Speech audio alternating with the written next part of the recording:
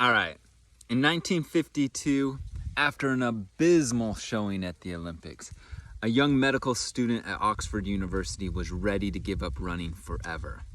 What he did instead was break a record that people thought was biologically impossible. Want to find out how? Keep listening. I'm Dr. Nate.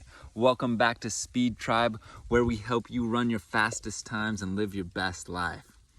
Now, the guy we're talking about is a guy named Roger Bannister. He grew up in England during World War II, and they would have these air raid sirens go off, these loud noises, and he would say, I would just run home as fast as I could, or run to the shelter as fast as I could, just imagining that bombs and machine guns were raining on after me if I didn't run my fastest.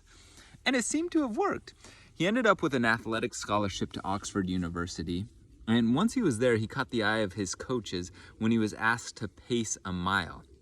Now, usually the pacemaker sets a good, quick pace through several laps and then drops out. Well, he just didn't drop out and ended up winning the race by a good 20 meters there.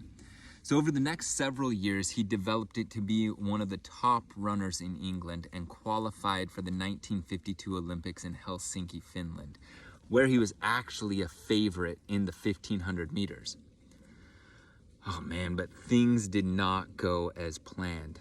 At the Olympics, he finished 5th in his semifinal, which qualified him for the final at the Olympics, but afterwards he just said he felt worn out. He's like, I was blown and I was unhappy, were the words he used. Now the final turned out to be just an absolutely chaotic race. The race wasn't decided until the final meters of the race, and Roger ended up in 4th, missed the podium, missed the medals, and ended up back in England in medical school, seriously wondering about running. Should I just quit running and focus on medical school? Because, that takes some time. But then he had this thought.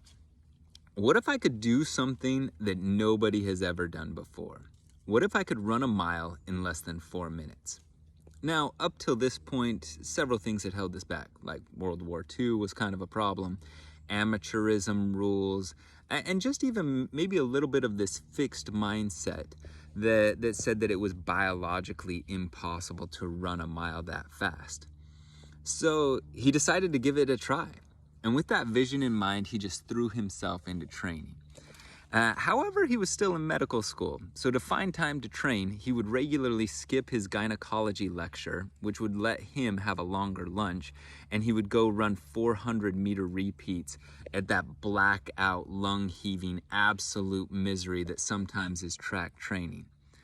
Now, feeling stale, in about April of 1954, he took about 3 days off from school and training and just went on a hiking trip and came back refreshed and focused. And about a month later, on the morning of May 6th, 1954, Roger worked his regular, usual St. Mary's Hospital shift, and then he took an early afternoon train to Oxford, where he met some old friends for lunch. And as he was waiting for the race to start, it was scheduled around 6 p.m., the weather conditions were awful. It's England, right? So it's wet, it was rainy, and it was super windy. Winds up to 25 miles an hour. And on a couple occasions, he questioned whether it was the right thing to do. But he sharpened his spikes anyway, rubbed graphite on them so the cinder ash wouldn't stick to his spikes. And not right before, but a little bit before his race, the winds died down and he decided to go for it. He knew if he was going to break the mile record, he'd have to run each lap under 1 minute. So the gun fired and the 6 men in the race took off. First lap, 58 seconds. Second lap, 1 minute, 58 seconds. Third lap, 3:01. They're over. With 200 meters to go, Roger shoots to the lead. He has these flashbacks of air raid sirens in his mind. He says, I imagined bombs and machine guns raining on me if I didn't go my fastest. Was this a little of the feeling I have now when I shoot to the lead? Yes. He's like, it's real. But even still, even with that running through his mind, he said, this is his quote, those last few seconds seemed never ending. The faint line of the finishing tape stood ahead as a haven of peace after the struggle. The arms of the world were waiting to receive me if only I reached the tape without slackening my speed. If I faltered, there would be no arms to hold me, and the world would be a cold, forbidding place because I had been so close. I leapt at the tape like a man taking his last spring to save himself from the chasm that threatens to engulf him. A little dramatic, it's fun. The black and white picture taken at the finish of him crossing the finish line has his head thrown back, gasping for air. And he did it. 3:59.4. 6 months later, he retired from professional running, focused on practicing medicine, and went on to have a 40-year career in neurology there. So, what can we learn from Roger Bannister? Tons of things, probably. But here's something that I want you to think about. When it comes to endurance sports, training's important, mindset and preparation, they're all important. But when all is really said and done, the thing that matters most is how able are you to deal with pain, period. It's just how well are you able to face and cope with this scenario when all you want to do is slow down and stop. Did you notice how Roger did it? He played games with himself. The better you are able to do this, the better you will be able to deal with pain. You can imagine or believe all sorts of scenarios in these moments where it gets painful, and we'll go over several in coming lessons. But check out what he did. He imagined that bombs were dropping and he had to get away as fast as possible. He also imagined that people would love him and embrace him if he broke the record, and they would be cold to him if he didn't. Now, neither of these are actually true, and they don't need to be true. They just need you to keep going during the pain.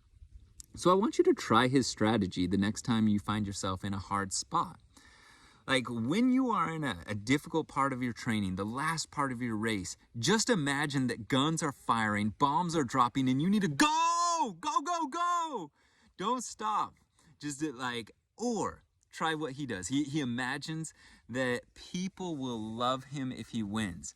Like he was saying, arms will embrace him. Man, I say go full send on this imagination. Just pretend the crush of your life is waiting for you at the finish line. And if you go full send, if you go your absolute best, if you beat this pain, they will be there, kiss you, fireworks will go off. It'll be like a Disney movie at the end or something like that. It'll be amazing, outstanding. No romantic comedy will be able to stand up to this. I don't know, man. I don't know. Just find something that works for you. Try it. Try it. It can be a really powerful tool in your toolbox to help you deal with pain and run your best races. Got it? All right. See you next time.